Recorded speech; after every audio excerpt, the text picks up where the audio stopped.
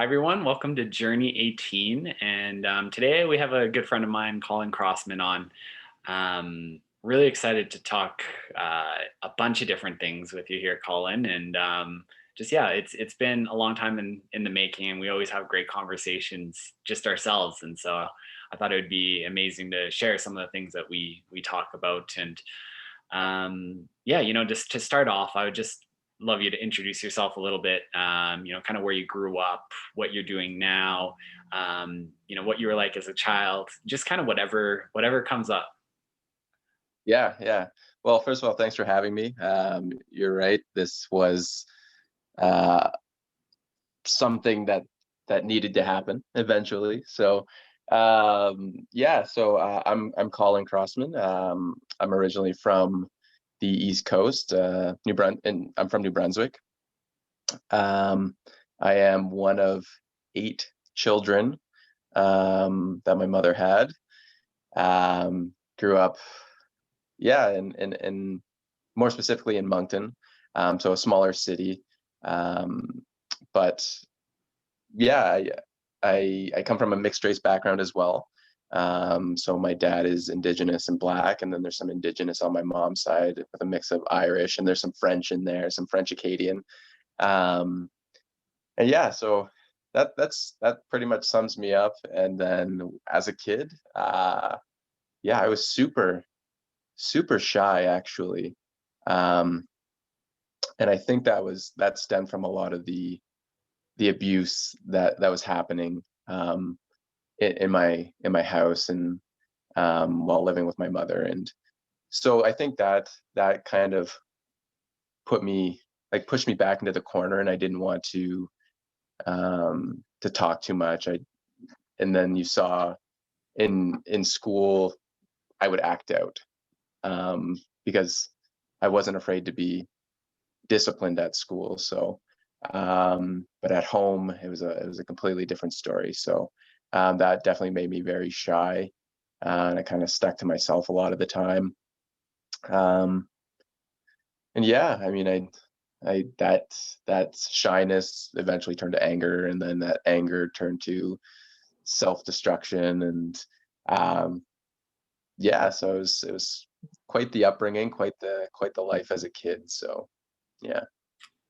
Yeah, yeah, and again, thank you for sharing that and being so vulnerable right off the beginning here. And I'm kind of curious. When you say that you're really shy at home, do you think that that came from almost call it like a survival method, right? Of like, if I'm not seen, I can kind of, it's less likely to, it aggravate, some of the people in your house and lead to less abuse. For me, like when I'm thinking about it, I was also a very shy kid. And a lot of times though, for me, it was, like that self-worth coming up of like, oh, I'm not worth, I don't have anything good enough to say, right? I don't have anything good enough to say, or being afraid of being rejected by that other person. And I know it can come, and sometimes you're just, people are just naturally shy, right? And there Yeah. isn't necessarily a deeper cause of it other than they're just shy. And so I'm just kind of curious, if you've done some reflection and where you think it came from for you. I think it came from a place of fear, right? Like you said, like survival. If I said something wrong, if I did something wrong, well, I was gonna get beat, or something bad is going to happen.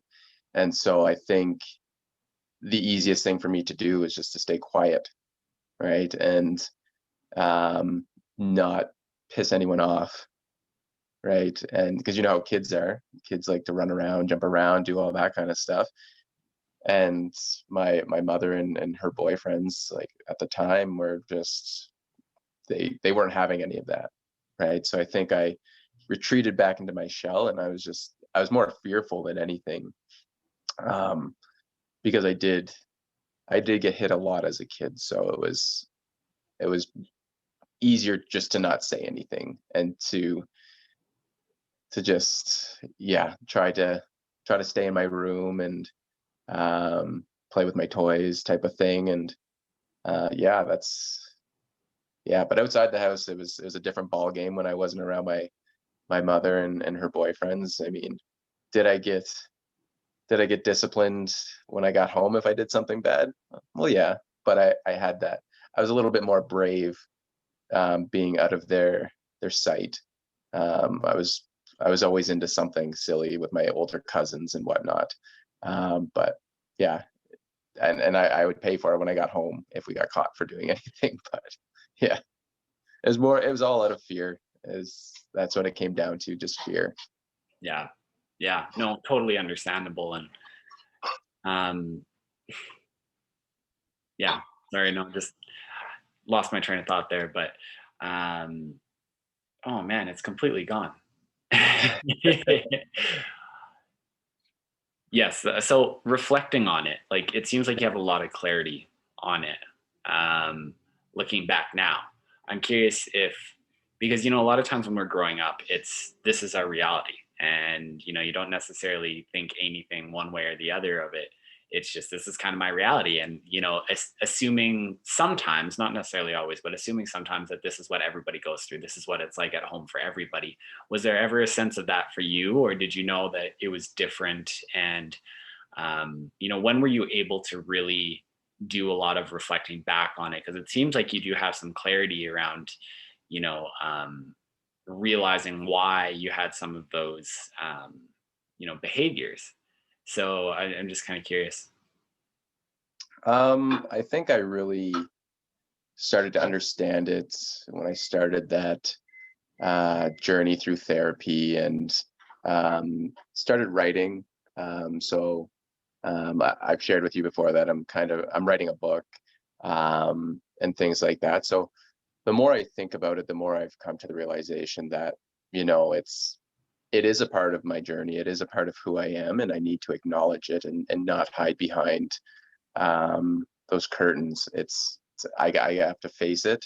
I have to deal with it, and yeah, it's just making me a better person. But um, I think a lot of the abuses and me realizing that I had the issues, the anger, I dealt with alcohol abuse, things like that. I think it really came full circle when my grandmother, who passed away back in 2013, but prior to her passing away, she sat me down and she had a heart to heart with me and said, "You need help." And my grandmother was my absolute best friend, and we talked every day. Um, I was over at her house every weekend from the time that I could walk up until she passed away. So, and when she sat me down and said, "You need to get help," I that's when I was like, okay, there is something wrong. And so I sought out therapy and some different programs for me to stop drinking and things like that. So it probably started, yeah, I realized about 8 years ago now. It was just her 8th year death anniversary 2 days ago. So yeah, so um, yeah, about 8 years ago I realized. So Yeah. No. Again, thanks for sharing that. And yeah, it led you to becoming now a teacher as your profession. And yes. I'm curious, was that always the plan for you? Because I know you played football in university. Was going into it, starting university, was that like, okay, I want to be a teacher when I get out, or did you make that decision along the way? I actually, funny story. Uh, well, I look back and think it's funny, but um, it was my kindergarten teacher, to Mm, be honest. So when I was 5 years old, going through all those abuses at home, and all it took was for him to smile at me and say, "Welcome to my class," right? For me to be like, "That's what I want to be. I want to be a teacher. I want to make that difference in a kid's life that they wouldn't otherwise have at home, right? There's a lot of broken families in today's society, and I think they need someone that can step up and be a voice and be a shoulder to cry on or lean on or a support, you know.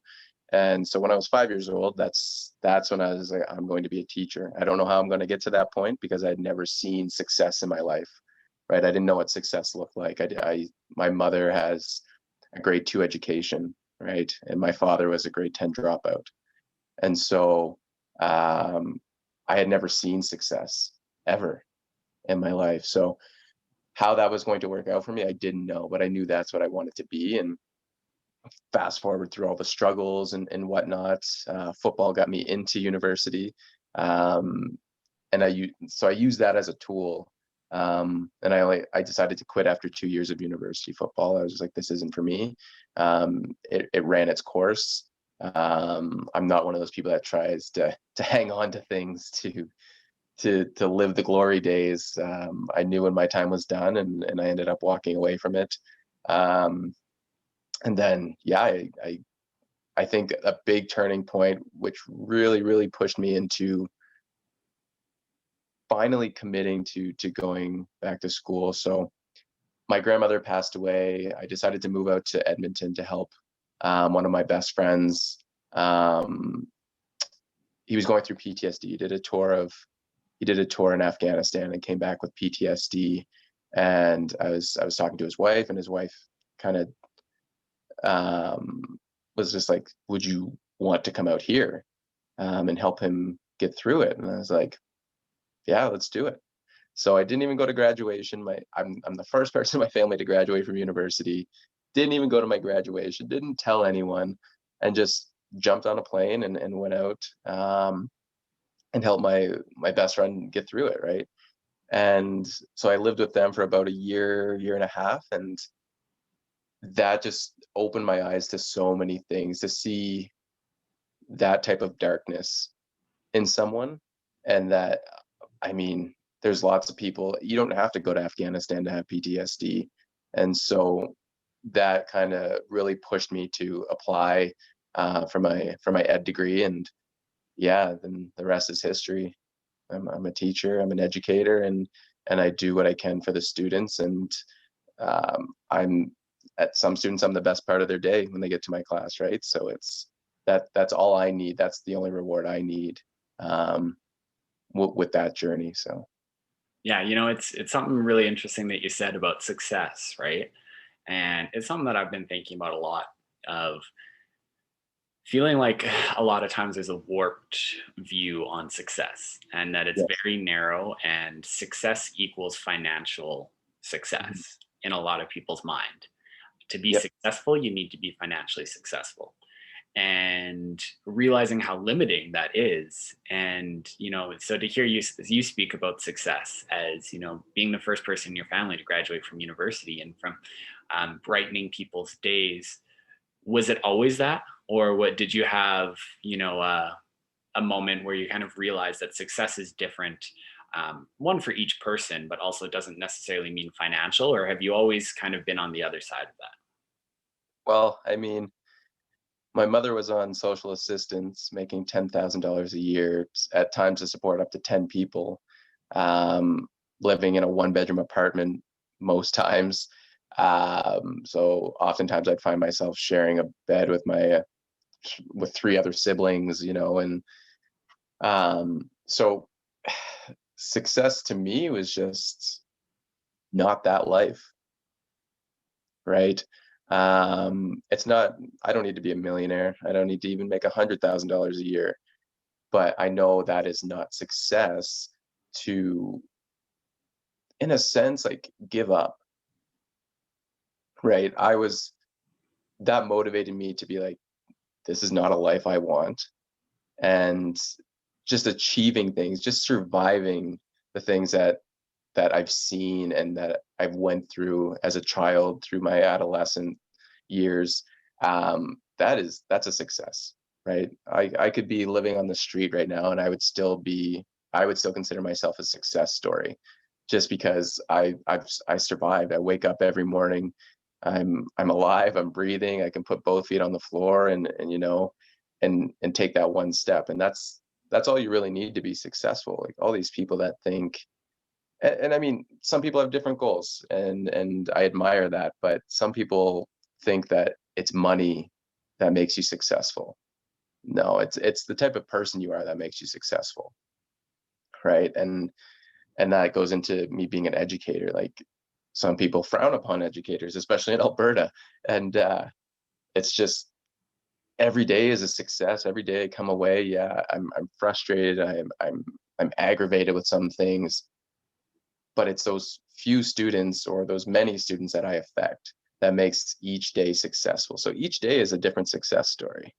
It's not an all-encompassing thing. It's each day has its own success stories. So I've No, had to kind of adapt to that, right? I've had to that's what helps me be successful. So I love that. Yeah. And it's something that I've told you before, but like I genuinely admire like how giving you are and how you're always looking to, support other people, help other people out, no matter who they are.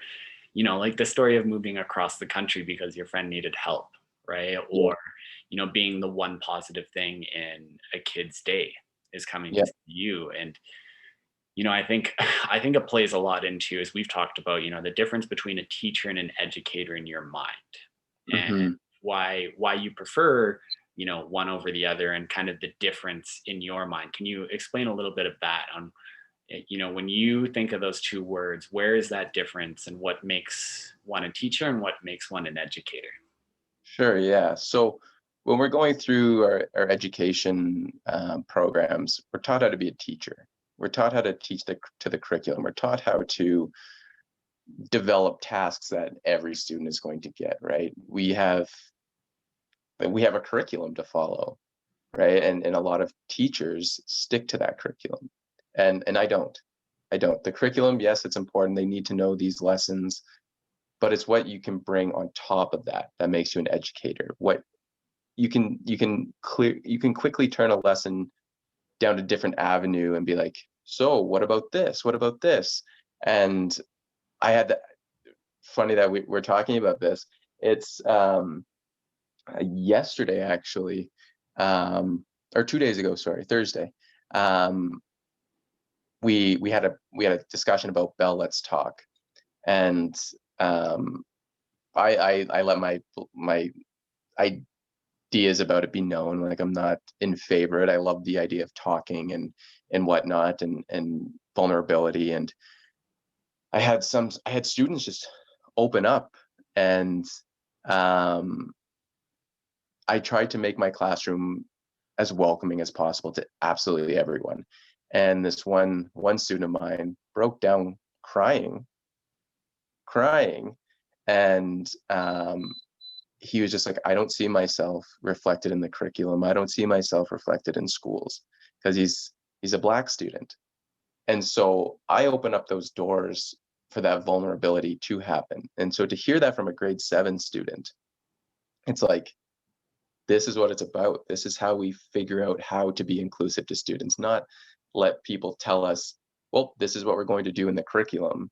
No, because not every student needs that, right? That's that equitable learning where I'm allowing your voice to be heard right now, right? And so not all teachers tackle it like that. It's just they have their lesson plans and they use the exact same lesson plans from year to year. So they know exactly what they're doing each day, every year.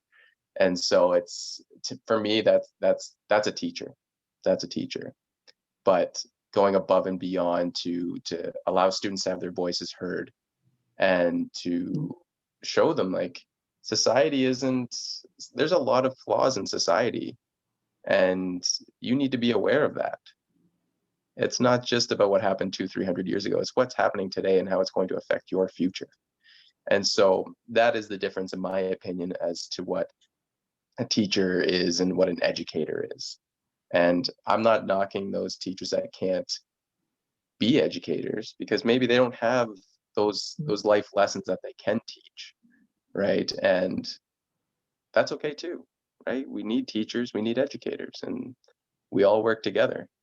So I love that. And it's such, in my mind, it's such a hard thing to do, to foster those environments of safety and vulnerability. And that's really what I hear when you talk about that, of creating an environment where these students feel safe to actually open up, actually tell you what they're thinking, not only you, but some of their classmates too. And and at such a vulnerable age, like that grade 7 to 9, call it, where a lot of kids are still trying to figure it out, and worried about saying something wrong or something that will ostracize them or whatever it might be. And I think it's so rare to actually have those safe environments, especially at that age, but just in general. And Yeah. when you think about it, how do you foster those environments? How do you create that safety, um, or open the door to show them that it's okay to be vulnerable? How do you do that? Um,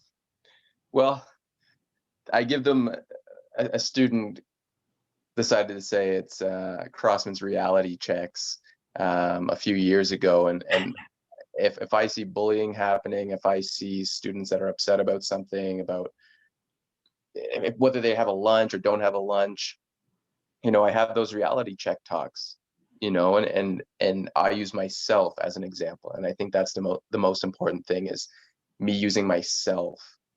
I'm not picking on any particular student. I'm saying I know what this feels like from experience, and I can tell you emotionally what it feels like from experience, right? So as soon as I create that vulnerability within myself and allow my students to see it, they become vulnerable. They feel comfortable to come to me and open up, whether it's about their home lives or whether it's about how they're being treated, or the transition from junior high to high school, right? I have high school students that email me and be like, I should have listened to you, right?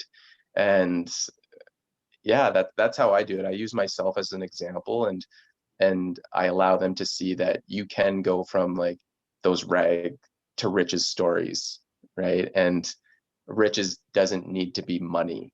It's just you can give yourself to people and show them the positive side of society as well. So Yeah, and that's very similar to what I try to do.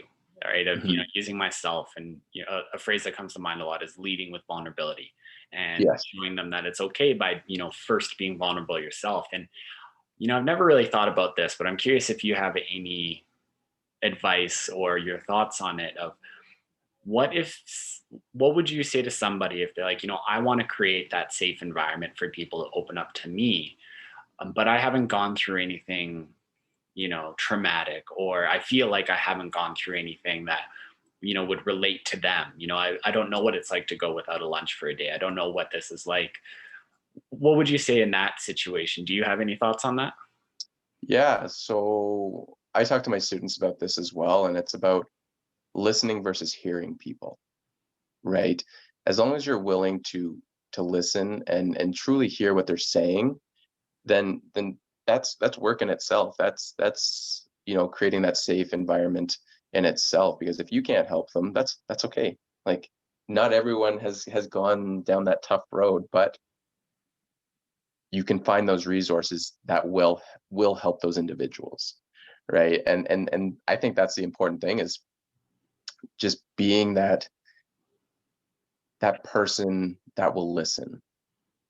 Yeah. You don't have to have the answers, and I know a lot of students think teachers need to have answers. And it's like, no, I don't have the answer. Let's work through this together. Right. And then that's giving me the experience. So I'm learning just as much from them as they're learning from me. So I consider myself a student as well. Like I'm a student of life. Like these kids are going through some things, just like some of my friends are going through things. Right. And as long as you're willing to listen and understand that they are hurting. You may not understand the situation, but you understand that they're hurting and they need that support. No, I love that. And I think it's so true of, there's so much to be said about having someone or an environment, a space that you can truly be seen and heard Hmm. without the fear of judgment. And I've talked about that a lot. Like for me, that was, when we were in the men's group together, that was one of the Yeah. most healing things for myself. Of Yeah. even if somebody doesn't necessarily have the answer, feeling that you are truly seen and heard for who you are, and that you're Yeah. not judged, can be one of the most healing things Yeah. out there. Right. And Exactly. I think that's a tough one too. Of, the judgment comes in a lot of different ways. And sometimes it's even pity, right? Like Yeah. sometimes they don't want that pity from you. They just want you to actually see them for who they are. Yeah. And yeah, so no, it's very, very interesting just to think about because yeah, for someone that doesn't have that experience and you don't always have to have the answers is I think so huge. No, just your presence and that willingness to lend that ear, right? And yeah, and just empathize. Like Yeah, empathy is massive, and I think we ignore that a lot of the time. It's like, oh, we can't help this person. Well, why am I going to listen, yeah, right? But that empathy, that you know, we've all gone through something. It may not be the same, but we've all gone through something. for sure. So you can relate to some extent. So For sure. And yeah, you kind of took the words out of my mouth of, empathizing with them is so mhm, important. It's very different than pitying them. yeah, And, just because you haven't gone through it yourself doesn't mean you can't empathize with them. exactly. And so, something that I've had to work on a lot too, and we've talked about is especially for people that are givers, right? That are like that the emotional rock that will give their energy to people, will support people, and I've done it for most of my life, and a lot of it was I went way too far to the other side Yeah, where come to me with your problems, let me know, lean on me, whatever you need, like I'll help you, but I will never ask for anything for myself. I'll never yeah, take, not even a little bit. It always has to be me supporting them yeah, and not necessarily, I don't know if it was to the same extent, but I know that just how willing and how much of a giving person you are. What role does taking care of yourself play into that to make sure that um, you can support them because you are in a good place? And it's something I've had to work on a ton of mhm, putting myself first, making sure that I'm stable, that I'm secure, that I take what I need, to take the energy, take the support that I need. And it's actually led to me being able to better support those around yeah, me. yeah. So I'm curious your thoughts on that and any experiences with it. Well, I mean, I went through different stages of helping myself and not only helping people. So, and one of the stages was alcohol. That helped me. That was the reciprocating factor in helping people. It's like I'm going to help you. I'm going to drain everything about myself, and I'm going to use alcohol to numb that, right? And so that was one instance where, yeah, like it wasn't the best way to heal or to reciprocate or to take care of myself, but it was the only way that I knew how at the time because my that's how my dad did it, right? My father was an alcoholic as well, and but now it's, I mean, my way of taking care of myself is entirely different, and I truly realized that about 14, 15 months ago, when I had my breakdown, and that I needed to take care of myself because I was trying to help people. If we want to use the filling of the cup analogy, I was trying to give people from my cup with a hole in the bottom, right?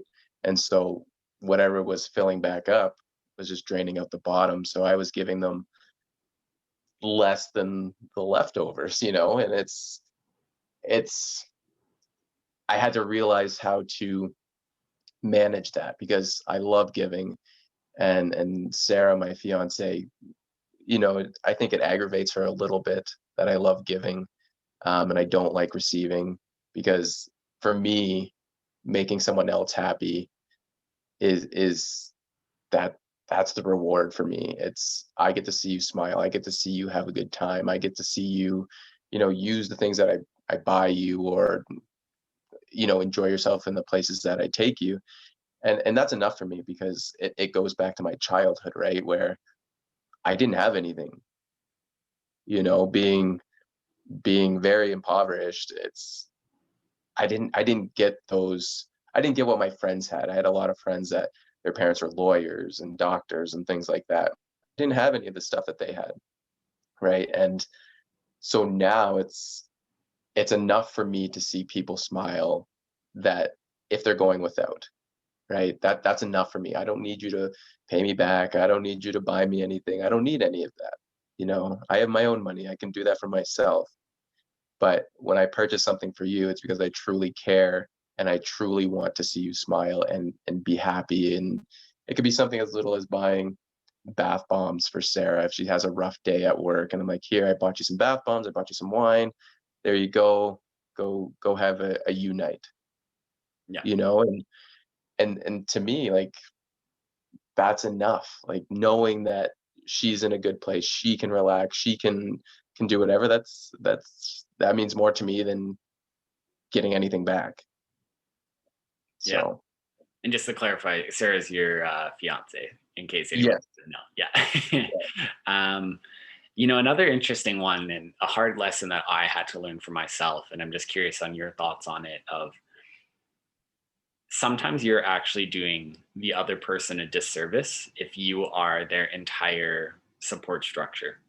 If you are there to save them every single time something goes wrong or they're struggling with something or whatever it might be, they now become dependent on you, that they're not able to actually use those skills and develop those skills to get through things themselves. And that's very different from, everybody needs support every once in a while, yes, like, and there's nothing wrong with supporting somebody. However, if you their only support and they're 100% dependent on you, that can actually lead to unintended consequences. And like I said, you're actually disservicing them. You think that you're Yeah. doing them a favor and helping them, but it actually can sometimes go the other way. Yeah. I think we have that in common with siblings. I do that with my sister, and I still do it. I still try to help her as much as possible, and I think, and my dad tries to help her as well. And like, I love my sister, my older sister, but we've enabled her to rely on us too much, that when she gets in a sticky situation, that how does she overcome that, right? And so I've had to say no to her in recent months, and it crushes me to do that, to say no. But she's a grown woman, and she has 3 kids, and it's like, you need to show your kids that you're a strong woman, and that you don't need someone else to take care of you or to help you. Like, yes, at times you're going to need help, especially during the pandemic. Like, it's a rough time right now, but I think, right up until, I want to say, this summer, when I had enough, and I cut my family off, I was like, I'm done. Like, I can't do this anymore. It's draining me. And yeah, so I didn't talk to my family for 2, 3 months maybe. And yeah, it in a way it felt good, but in another way I felt guilty for not being there for them. So, but you can exhaust everything that you are, and it's not helping them, right? Because how are they going to be able to overcome adversity if you're not around? And in my life, um, death happens quite often, and um, so it's like, my sister just lost her fiance, and in September, to a drug overdose. And you know he left and he said, I love you, I'll see you later, and then he overdosed, right? That's how quickly someone can be gone. So if you're relying on people too much, how are they going to solve and overcome their issues when you're not around, right? Because Yeah. life is fragile. We take life for granted a lot of the time, and then we're stuck. Yeah. We're spinning our wheels. We have nowhere, like, we don't know how to get out of those situations because we've relied on other people for happiness and for monetary reasons, and just, and it doesn't help them. Yeah. No, for sure. And one thing that you said in there, and again, it's a lesson that I've had to learn a little bit too, of how to set those boundaries throughout the relationship, whoever Yeah. it's with, so that it doesn't get to the like make it or break it point of like you don't Yeah. need to fully cut people off because everybody has their limit, right? And when you have like for me, I never had any boundaries with anybody. And so Yeah. there's only so much that you can take before you get to the point where you have to make a huge shift. And so learning to put those in place earlier on, to kind of, try to avoid some of those extremes. But the other thing that you talked about, which is something that unfortunately you've dealt a lot with, is death. Hmm. And and I recorded an episode way back when all about death because in my life I haven't experienced a lot of it with people that are close to me. Yeah. And it was that because of that I don't really know how to comfort people. I don't know how to act or interact with people that are grieving. And I've always found you're very insightful when it comes to those things. And Hmm. um, so how do you think about death, and what do you need when you're grieving, or um, what do you want from the people around you? Yeah. Good question. I think I've learned, I haven't always thought this way, but I've learned that death, and this comes from my religious background as well, that death is a beautiful thing, right? We all live, we all die. There's That's inevitable, right? We're all going to die. But the hard parts are the choices that people make in life can affect how long their lives are, right? And so, for instance, my little brother, he was murdered last Christmas, and it was life choices he made, right? He was 26, and that was that, right? And he got in with some bad people, and again, his life was cut short at 26. My little cousin prior to that, 19, right, passed away.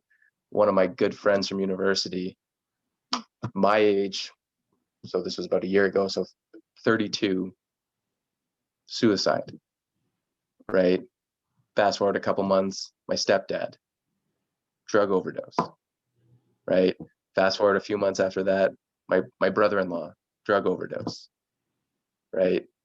2017, my best friend, um, one of my best friends was killed in a car accident. Literally, I was talking to him an hour to an hour and a half before he was in that accident. And the last message he said was, I love you. You're like family to me. Right. And so death happens quick. It's and there's no coming back from it. Right. And so death has taught me a lot, um, about how to treat people. Right. I want to live every day like it is my last. And that's not a dark way of saying like I could die tomorrow. It's just I want to enjoy every moment that I have with the people that are in my life. If you don't fit in my life, okay, it was nice meeting you, but there's the door, essentially. I want people that I value and that value me in my life. And so that's something that death has taught me is I want those relationships that have a true authentic connection, right?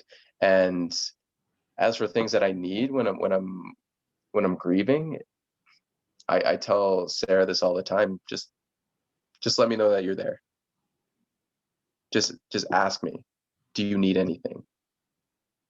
No, I don't need anything. Okay, just let me know if you need anything. I'm here. I love you, and that's it. I don't need someone to come in and be a superhero. I don't need someone to be hugging me and kissing me and crying, and I don't need that. And I just think knowing that you have people there in your corner is the most important thing. Yeah, and it's something that you said in passing a long time ago has really stuck with me too. You kind of brought up the idea as well that every death is different, right? And depending who it Yes. is, how it happened, how sudden or if it was expected or whatever it might be. Every death is so different that a lot of times the emotions that you're feeling are very different as well, and that you need different things in them. Yeah, yeah, and like, so we'll go back to my brother's death. Like, I still haven't dealt with it. Like, I don't have the energy or the heart to deal with losing my little brother, right? Yeah, we led very different lives, but I don't have it in me. So that's in a box on a shelf right now.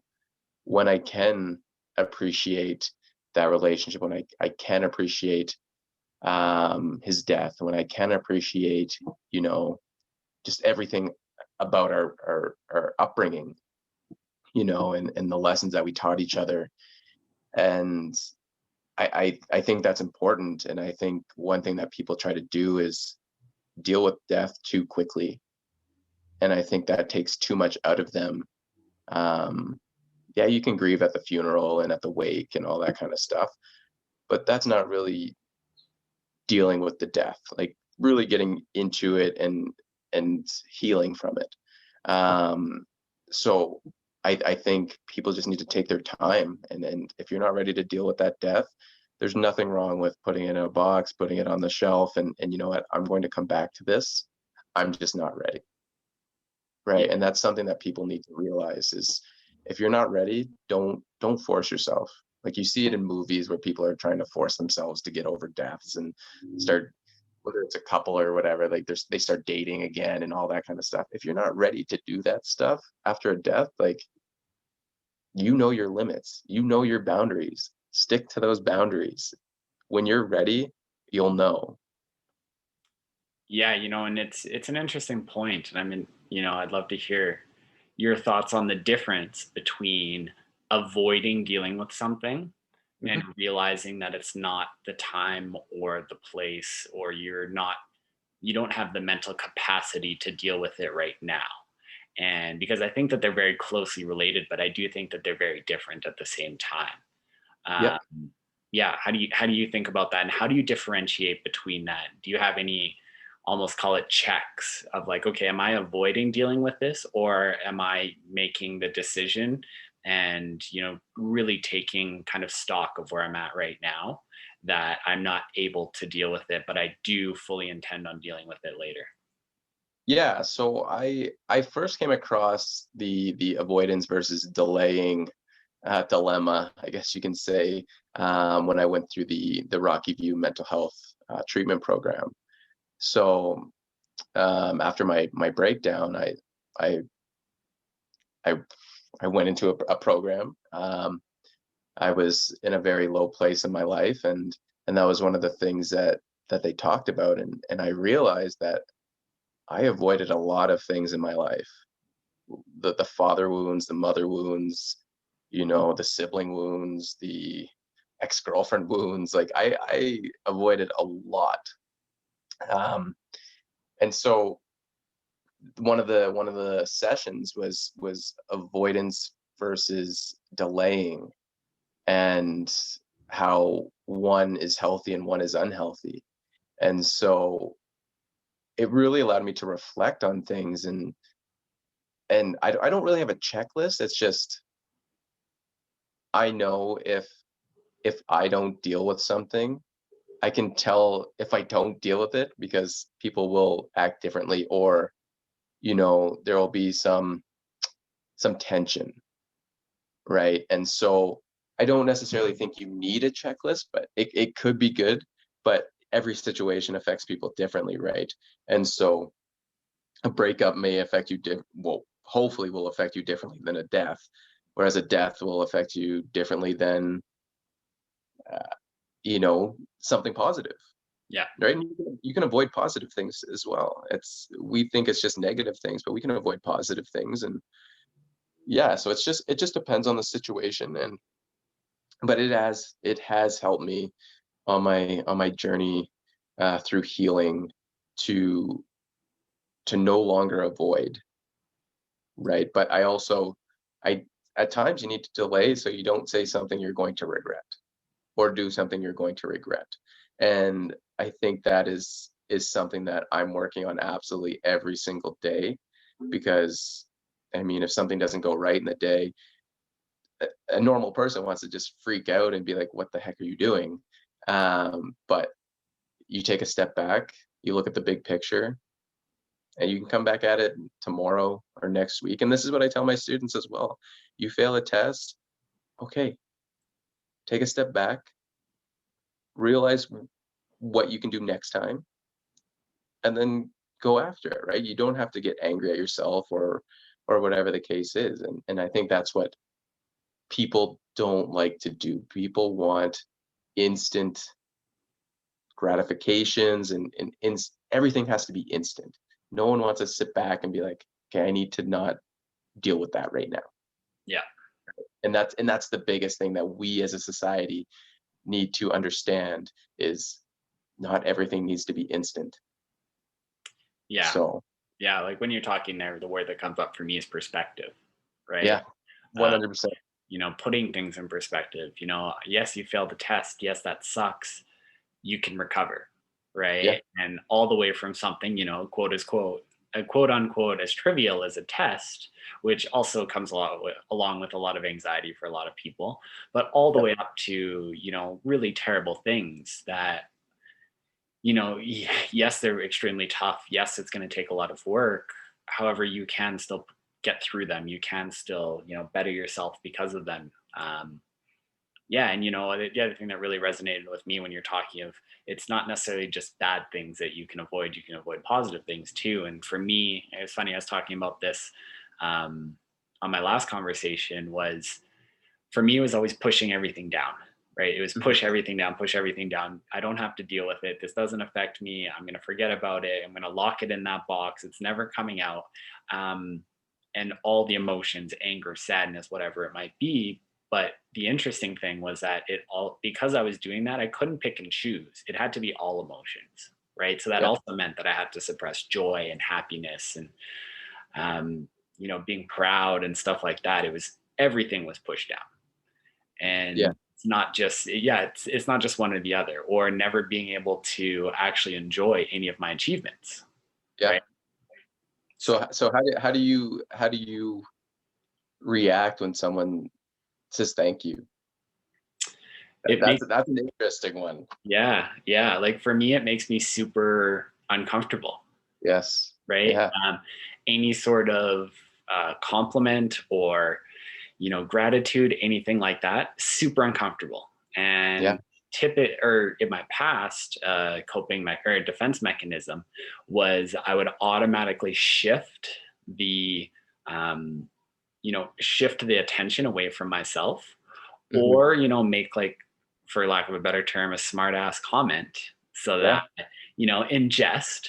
However, it also made them not want to do it again, Yeah. right? And so if they give me a compliment, I would then, say something extremely boastful, over the top, a hyperbole about, Mhm. yes, how amazing I am, like how Yeah. incredible I am. And, them kind of being like, oh, fuck off, right? Like in a joking way, but Yeah. also like, well, I'm not going to say that to you if that's how you're going to react, which is exactly Yeah. what I wanted them to do because it made me feel Yeah. so uncomfortable. Yeah. And yes, and it was a lot of kind of soul searching to realize that I do that, and it still makes me very uncomfortable. Yeah. But what I've been trying to do is actually just allow them to land, allow the Yeah. compliments to land, allow gratitude to land, which Mhm. has been a huge journey for me. And hopefully one day I'll actually be able to accept them, or, yeah, instead of just feeling nothing or feeling uncomfortable or whatever it might be. Yeah. Yeah. And, like, I didn't realize I was in the same position as you with the compliments and the thank yous and the gratitude and all that kinda stuff. It was and Sarah brought it up the other day, it was just accept it, because I have to turn things into a joke. I have to kinda mock it. I have to downplay it. And she's like, "Just accept the compliment. Like, there's nothing wrong with it. Yeah. Just say if they say, 'Oh, this is nice,' or 'Thank you,' just say, 'Yeah, like, thank you, I appreciate that.'" Yeah. Right? But, like, I don't have it in me to show myself the same love that people are showing me, Yeah. Yeah. right? And that's something, as you said, like I work on it just like you. I work on it every day, but like I think with time I'll learn to love myself like that. But one day, one step at a time, right? So Yeah. Yeah, and it's so tough that, it seems like such a small thing or, an easy thing to do. And the utter internal squirming that I do whenever I receive a compliment, right? It's just crazy. And like it takes a lot of effort to sit with it and not say anything back, to not make a joke, to not play it off. Like, you know, yeah, it sounds weird of how hard it is to do, but it's true, right? And especially when, yeah, like for me, I've had, over 20 years of conditioning of that's how I yeah, react to things. And now all of a sudden yeah, I'm changing the narrative. I'm changing my reaction. So of course, like my body is going to react differently to it. It's going to be tough. yeah, yeah. And like that's the I think that's a whole part of the growing process though, is being making yourself comfortable in those uncomfortable situations, right? Yeah. And I know that's cliche like to say, and everyone says it, but it's like if you can't allow someone else to show you love, how are you going to love yourself? Yeah. Yeah. Right? That's the least amount of work that you do with allowing someone else to love you. Or if you do something nice, they say thank you and compliment you, right? Like you are just living your life the way that you see fit. And if you get complimented and on that journey, right, it's like, well, if I can't let you love me, okay, I need to hit the drawing board and figure things out, Yeah. And right? it's interesting that what you said of what I realized for me is it's not loving myself doesn't allow me to feel love from other people. Right. Hmm. I think that was the toughest thing to realize and to try to integrate of, like, oh, like I need to love myself first. And that's why I struggle with it so much. Yeah, yeah, exactly, Um, exactly. Switching a little bit here, but obviously you've done a lot of work around mental health. Yes. And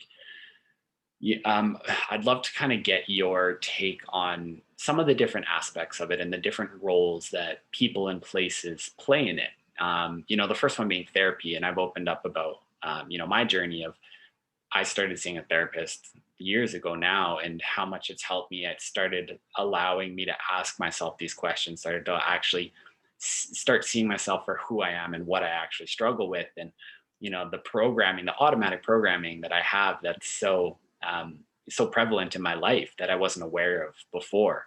And so I'm curious, what you think the role of therapists or therapy play in mental health, and also like how your general journey in mental health has gone. Yeah. I mean, I think it's very important. Like, I think for me, it saved my life after my breakdown. Prior to that, I didn't really take it serious. I didn't want that stigma that, oh, okay, Colin's crazy, you know. And now I wear it as a badge of honor that I have these mental illnesses. So suffering from severe anxiety, depression, and PTSD, I'm just like, yeah, it's a part of who I am. It's a part of my journey, and therapy has allowed me to embrace that. And I have a great therapist, and she just tells me like there's nothing wrong with that, right? She gives me those affirmations that you're doing the right thing. There's nothing wrong with being sick or having mental illnesses. You're taking care of yourself, right? And it's like I look at mental health now and mental illnesses as if you break your arm, what do? You go to the doctor, you go to the hospital, you you get it fixed. You go to a therapist when your life isn't going right, or your brain isn't doing what we're supposed to be doing. It's the same thing, right? You're healing your brain, you're healing your soul, you're healing who you are as an individual. And I mean, I've realized that after going into that darkness and not seeing that light at the end of the tunnel, right? And on days there are still days that I don't see the light, but I know it's there. And I think that's the important thing is having those supports in terms of therapy, right? Your friends and your family can only do so much before they become um, before they start gaslighting and doing that type of stuff, right? And you need someone that's going to be upfront and honest with you and being like, you need help. This is what you're here for. Be honest with everything. Like, tell me the truth about everything, and we'll work through it. They hold you accountable, right? Where your friends and family may not do that. And so I think therapy has been a lifesaver for me, and it's been a lifesaver for many people. But when when on my journey, when after my breakdown, when I would wake up in the morning, and if I'd be driving down to Sarah's or driving wherever, and I'd be looking at trees or poles and be like, I could hang myself from there, right? And keep that in my head, be like, remember where this tree is, or remember where this pole is, or oh, this bridge, that'd be good. But what if the rope breaks? And that's when I was at my darkest, right? And it was just like, what am I doing? What am I doing? And I was blaming myself for everything that was happening that happened in my childhood, the physical abuse, the emotional abuse, the sexual abuse, all of that. I felt it was my fault. What did I do wrong? Right? And therapy has helped me realize I didn't do anything wrong. I was a child, right? I didn't ask to be punched and kicked and locked in an attic and locked in a basement and threatened to have my penis burned off because I wasn't manly enough at 4 years old, and things like that. And it's just like, that was not me, Yeah. right? I was a child. Yeah. And so therapy has helped me rewrite, reimagine um, the man that I am today. And it's not, and it's allowing me to dismiss like how I defined myself before, Yeah. right? That I was weak, that I was worthless, that I was, no one would love me because most of the girlfriends I've had cheated on me. It's like that reaffirms that I'm not going to be loved, Yeah. you know. I give and give and give and they still do that, And I think therapy, especially this therapist, she just like shows me that those are not who I am. Those people are they created their own journeys, their own struggles, and deflected them to me. And then I took those deflections and carried those with me, Yeah. thinking there was something wrong with me. And and that's the beauty of it is being able to dive into it and going back to being an educator. I have those experiences now. I have that work in my back pocket, in my tool belt to to tell students, like this isn't your fault. If Yeah. if they come up to me with issues, this isn't your fault, Yeah. right? And so I think therapy is amazing. Even being on medication, it's needed, right? It's your brain is lacking some of the chemicals and it needs those medications, right? And before I was super embarrassed, super embarrassed to to even write on a doctor when you go to like a walk-in or whatever, and like, are you on any medications? I always put no because I was so embarrassed, and like the only people that are seeing it are nurses and doctors, right? Yeah. And it was just so embarrassing. I just felt so weak, so just I just felt like it emasculated me that I was resorting to medication and therapy. But now I embrace it and I encourage it. And I know some people like to do organic drugs and things like that. But that's not for me. So I don't even go down that road. But it helps create that balance in my life that I need Yeah. because I try to embrace the now I try to embrace the positives and the negatives and sometimes it can get out of whack. And so I need that balance on a daily basis, um, to get through the days. And I'm realizing that there's nothing wrong with that.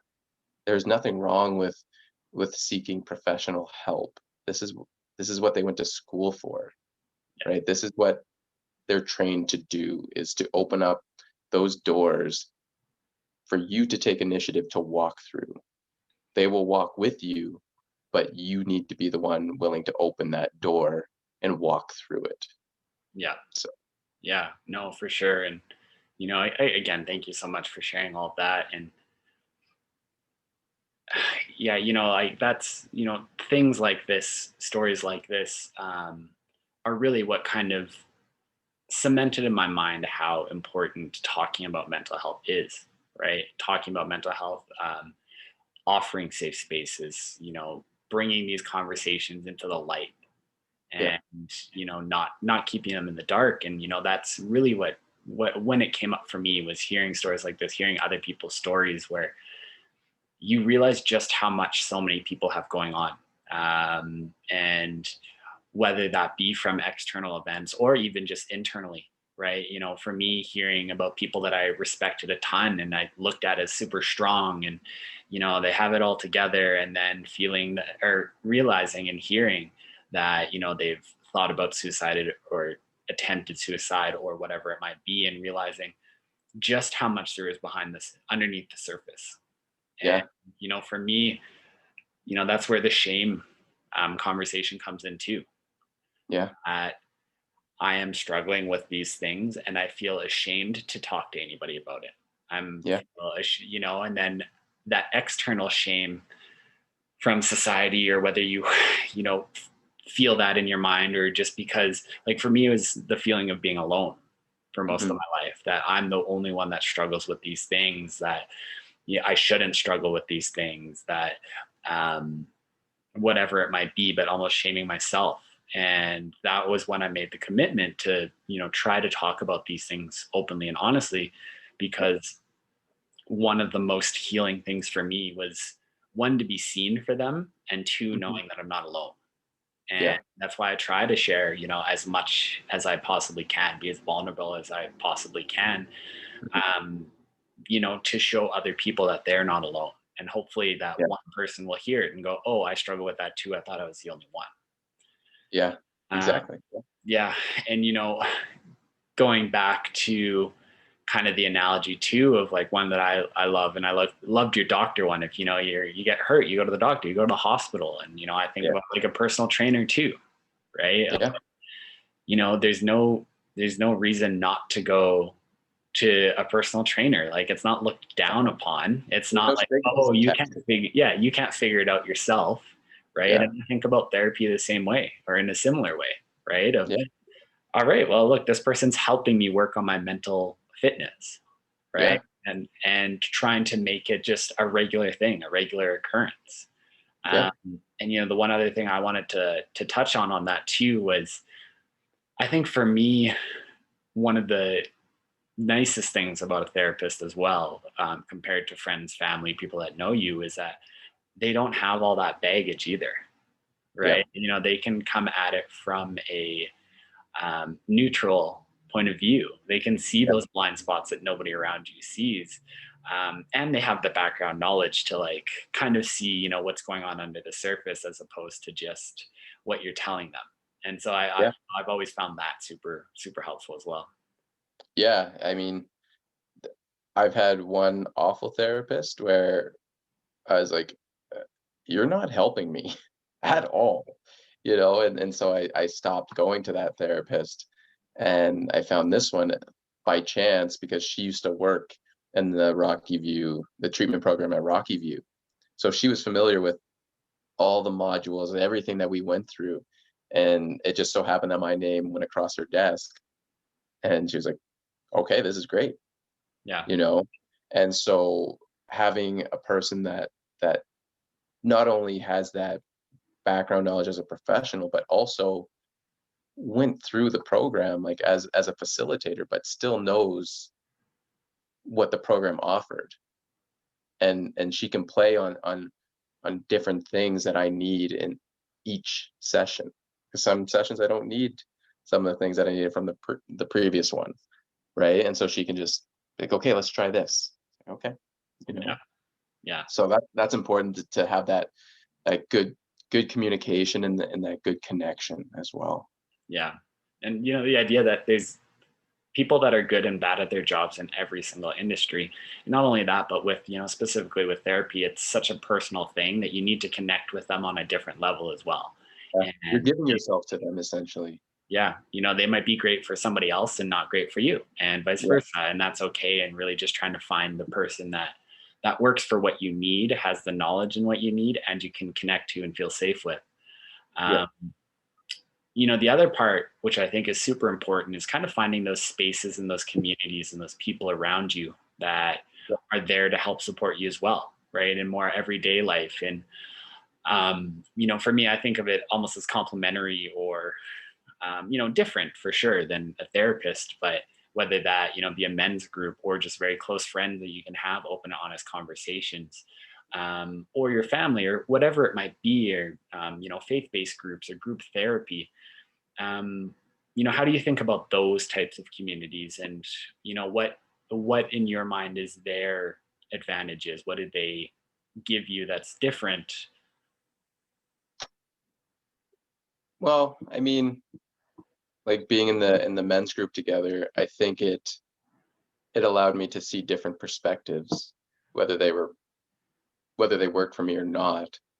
I still had the opportunity to see different perspectives that of things that men were going through, right? And I think that's the important thing is knowing that you're not alone as a man, right? Because of those traditional outlooks on masculinity, where we're supposed to be strong, we're supposed to be the breadwinners, we're supposed to be all that stuff, and knowing that there's other men that are in the same realm as you, same struggles, same, self-doubt, same every like the situations may be different, but you're still experiencing those same feelings, right? And I think that's important to find like-minded people that can help you, right? Because we bounce a lot of ideas off each other in the group and outside of the group. Um, and I think it's a good thing. I think it's a great thing that those doors have been opened, right? Outside of the professional realm. But one thing that I've realized is you need to know when it served its purpose and when it's time to find another group, whether it's faith-based, whether it's a men's group, whatever the case is, and continue that growth. Because you can get into environments where it becomes stagnant and it's not adding as much value, right? And that can then turn toxic, right? And contribute to your mental illnesses or your mental health, right? And we need to be aware of that. These are great tools, but they can only take you so far before you need to take that next step. For sure, So, yeah. No, and like you're saying, both of us, we were in the same men's group, and explored and learned and did a ton of different things. And like, I can only speak for myself, but like honestly, it was life changing. And not only that, but I got to meet so many people like yourself that from basically going from strangers to some of the people that are closest to me and know the most about me, know every single deepest darkest secret. And I think it's very important understanding purposes too, right? And yep, like for me, going into the group, it was to be seen and heard without fear of judgment, and yep, it was extremely healing for me. And once I felt that, like you're saying, I just wasn't experiencing the same type of growth. yep, Awesome, it's time for me to move on, and that's more than okay. And it doesn't, and also having a variety, right? Of yep, like having groups or, going to events or like even like you and I do. And we have, you know, conversations just one on one, we catch up. And, but, having those spaces where you can bring anything to these people, exactly. and just fostering those type of relationships in whatever setting it is, and having Yeah, those people that you can actually talk to, right? You yeah, don't have to put on a mask when you're around them, and there's nothing wrong with having more, with having surface level relationships with people. Like, that's great. They just serve a different purpose, right? exactly. And understanding those purpose, and understanding, having a variety of them, and what you need in your life right now, and just Yeah, putting more thought into it. yeah. I mean, you, the people that you allow in your life are the ones that are going to add that extra value, right? And so, and like you said, the surface level ones, I have lots of surface level relationships with my colleagues, with whoever, but would I call them to be like, hey, like I'm struggling with something? No, never. Never in a million years would I do that.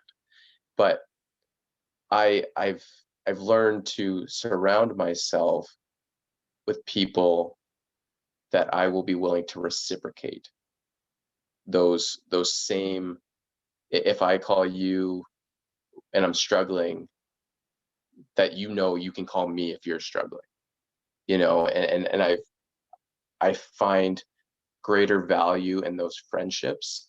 They're they're a lot more rooted and purposeful, right? Whereas before, when I was a teenager, I just wanted to have all the friends in the world. I thought the more friends you had, the better it was, and that just opened up. That just made room for, I mean, toxic friends and people that didn't fit your life. And um, yeah, so I think I've done, or at least I've tried to do a good job in finding people that I would reciprocate anything for, you know. And if it was a one-way street, it's like, okay, this isn't a relationship for me. This isn't a friendship for me. So Yeah, yeah, no, such important points. We are running out of time here. yes, We sir. have we have a couple of big topics that we won't be able to get to, but maybe we'll do another one on. But I guess first off, is there anything kind of in wrapping up that you didn't get to say, or that you wanted to bring up, or anything like that? Um, I mean the same things that I usually tell you, that I'm super proud of you. I love that you're tackling all these tough conversations, from race to masculinity to, just becoming better people. And I love that, I can call you one of my best friends in this journey and in life. And yeah, just keep doing what you're doing. And again, I'm super proud of where you've come from to where you are now. I think that should be a great indicator that you're on the right path. So Thank you. I appreciate that more than you know. Um, yeah, and just love you tons. And so the question I ask most people is, what does this next phase of your journey look like? um the next phase, I mean, I just I don't think there's we look at phases as they could be like longer journeys, right? And I just take it one day at a time. And as you said earlier, I feel the feels. I let it sit with me if something's not right. So some phases last a day, some last a month, some last, a couple weeks. It just depends. So I mean, right now I'm still just working on loving myself, and that that'll be a lifelong journey. But that is a journey that I work on every single day. So I love that.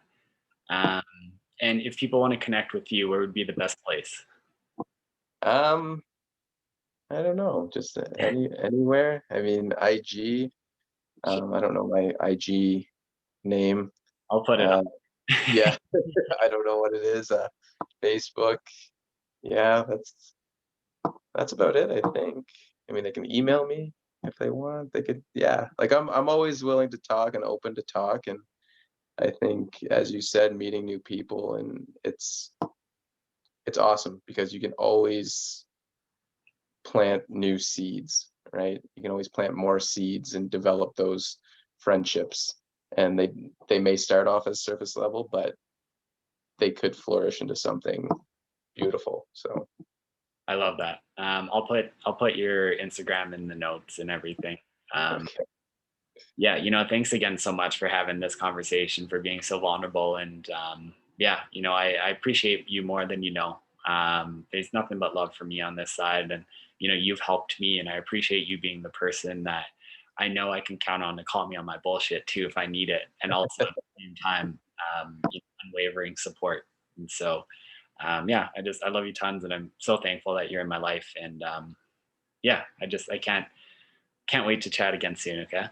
Yes. Right, everything you said right back at you. And again, I'm proud of you. And yeah, thanks for having me on. So.